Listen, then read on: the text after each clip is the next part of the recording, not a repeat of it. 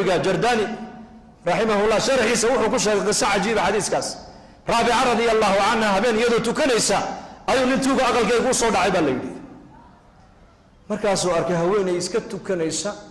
أو أن إن يرنا عن عبسنين ما عبسنيسو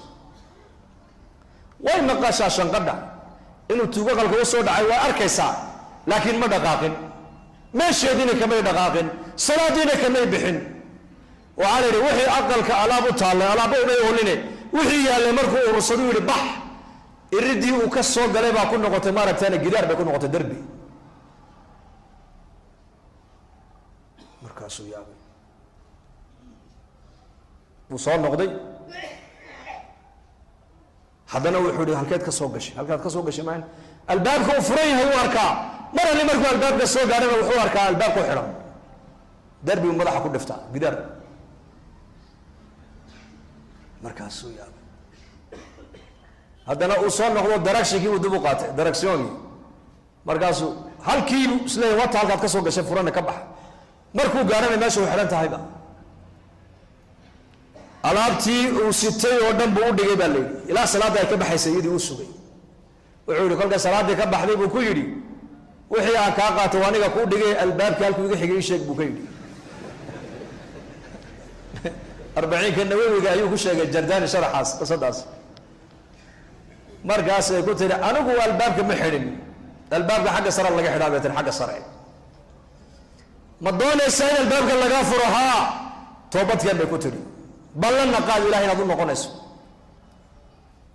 ودن بالدبات كدعين وتوغدا ادافيس الهي وبلغات ويقبل نبولي ما انت لغا بلابين توبت كان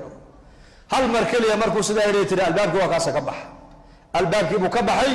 ويسجودوا وحي تري يا ربي انا واكا قلفتي سيوا سو جيديه قلبي صادقا كو شغل اله قلبي سو جيدي بكتري هذه بكت سيدي بكت توبت كان معلم بو النبي عليه الصلاه والسلام مسكيت كو سو غلي وحوار كان رير باديه وصلاه كنايه وصلاة دي دحدنا كنت دعايسنايا واستاغ النبي مركا دعاء دي بو دغيستي ودعاء عجيبه دعاء بقول سغاشن والهي امانتيس يا من لا تراه العيون ولا تخالده الظنون ولا يصفه الواصفون ولا تغيره الحوادث ولا يخشى الدوائر يا من يعلم مثاقيل الجبال الى اخر كيغا marka uu nabigu dhaama Musa al-Ash'ari uu yeeray wuxuu ku yiri ninka ducada markuu dhameeyay ikeen buu ka yiri marka baa loo yeeray ninkii nabiga ku doonayay namari marxaba marka uu nabigu sallallahu alayhi wasallam ghanima marka la soo qaaday oo xoolo marka uu qaybinayay ayuu kiish lacag intuu ka soo dhax qaaday buu nabigu ninkii gacanta kaga riday nin baahan oo faqiir oo reer baadiya oo kuus lacag loo dhibay ka warama saas uu qalbay uu farxay marka uu nabigu ku yiri lacagta sababta aan ku siiyay maad garan buu ka yiri markaas uu ha maxaad u malaynaa ku siiyay da tolnimadii siisay buu yiri marka uu nabigu ku yiri waa runta raximkuna xaq way leeyihiin wax la isku siiyay laakiin lacagtan ujeedada ku siiyay waxa weeyaan bihusni thanaa'ika ala allah sidaad hadeertoon ilaahay aad u ammaanaysay ayaa ku farxay rasuulku yiri taa darteed baan ku siiyay buu yiri sidaad ilaahay u baryaysay sidaad ilaahay u ammaanaysay waayo maqsuudka nabiyada adduunyada loo keenay baa ahaa inay bini aadanka ilaahay ku xidhaan markuu arkay nabigu shaqadiisii oo socota uu ku farxay nabigu calayhi salaatu wasalaam dana uu siiyay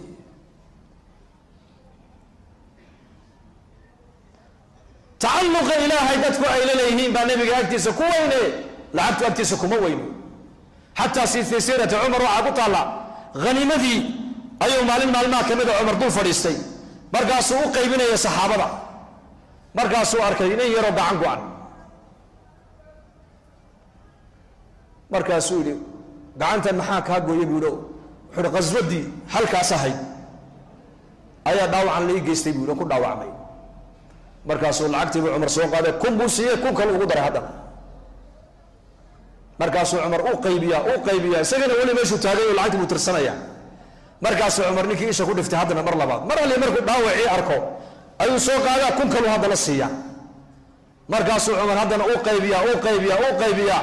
markaabuu haddana isha ku dhifta halka yarka gacanta dhaawacu kaga dhacay markaabuu kun kala qaado uu tiriyaa uu siiya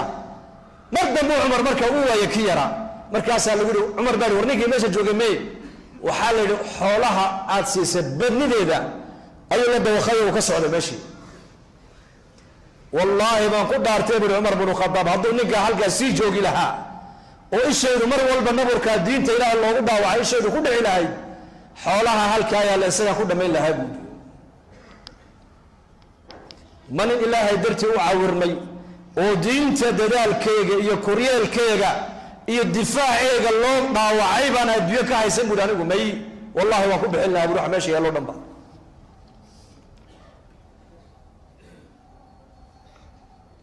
dadku inay ilaahay jalla wacalaa ku xidhmaan baa muhiimaddu ay tahay jannada dhan ee adduunyaduna waa ilaahay macrifadiisa imaam ghazali raximah llah ayaa odhan jiray jannada adduunyadu waa ilaahay macrifadiisa ilaahay garo bas sirta noloshaan raadinayaa bay koodhan soomaalidu iminka xaggeed ka raadin dhoof xaggeed ka raadin lacag baan samaynayaa lacag sirta noloshu raggii fahmay baa kuu sheegaya dhegayso imaam ghazali raximah llah wuxuu yidhi jannada adduunyada ninkii doonayow waa ilaahay macrifadiisa hal jannada aakhiraduna waa ilaahay aragtidiisa bas laakiin nabigu lahaa sal alla alay wasalam ahla aljannuhu markay jannada galaan ilaahay baa ku oran doona turiiduuna shay-an aziidukum ma rabtaan shay kale oo jannada ahay wax kale oo jannada ahayn oo aan iniigu daro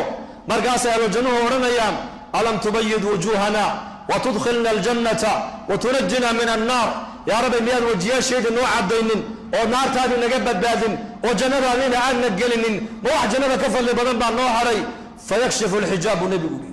ilaahay wuxuu iska qaadayaa xijaabka famaa ucطuu shay-an axaba ilayhim min annadari ilaa rabbihim buu nebigu yidhi ahlaljannaha lama siinin waxaduuba looga kalgacaylo badan yahay ilaahay jalla wacalaa daawashadiisa marka ilaahay daatadiisa ay arkaan ilaahay jamaalkiisa jalla wacalaa iyo kamaalkiisa markay jannada dhexdeeda ku arkaan jannadii ay ku jireen iyo xuralcayntii way halmaamayaanba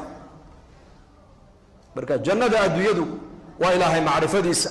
noloshan adduunyada sirteedu waa maxay ilaahay garo macnaheedu waa maxay maqsuudkii ujeedadii adduunyada lagu keenay garo hadafka lagu keenay garo hadafka lagu keenay waa maxay ilaahay caabud ilaahay bari ilaahay baahidaada u sheego ilaahay weydiiso cid kale waxba ha weydiisan idaa sa'alta fas'al illaha waida istacinta fastacin billah waclam ana alummata low ijtamacat cala an yanfacuuka bishay lam yanfacuuka ila bishay qad katabahu allahu laka haddaad weydiisan buu nebigu leeyahay ilaahay wax weydiiso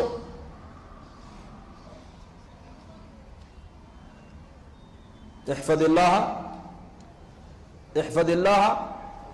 yaxfadka ilaahay ilaali amarkiisa adu ilahay baa ku ilaalin markaas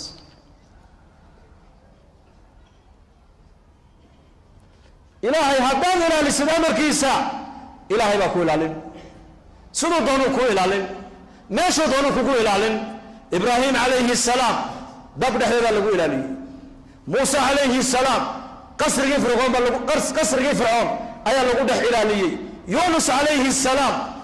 caloosha kalluunka dhexdeeda lagu ilaaliyey muxamed calayhi salaam qaar godka dhexdeeda lagu ilaaliyey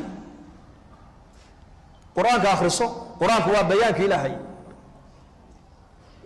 bayaanka makhluuqa maaha bayaanka ilaahay dhegayso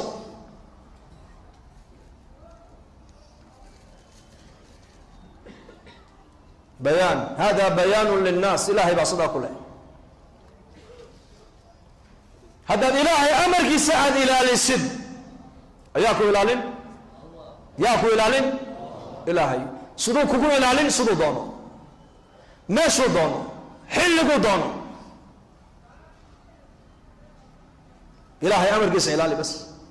salaadu waa amarka ilaahay soonku waa amarka ilaahay islaamnimadu waa amarka ilaahay uu ku amray adiga ilaali bas meel kastoo joogta ilaahay amarkiisa ku ilaali maaha masjidka dhexdeeda keliya meel kastoo joogto noloshoo dhan baa la rabaa ilahay inaad kaga cabsoto dhallinyarnimadaada ilaahay kaga cabso oo da'weynada ilaahay kaga cabsado oo faqriga ilaahay kaga cabso oo qinada ilaahay kaga cabso oo safarkaaga ilaahay kaga cabso oo xadarkaaga ilaahay kaga cabso oo mujtamaca dhexdeeda ilaahay kaga cabso oo khalwadaada ilaahay kaga cabso markaad keligaa tahay ilaahay ka cabso mas-uuliyadda ilaahay kaga cabso haddaad ilaahay amarkiisa aad ilaalisid ilaahay baa ku ilaalin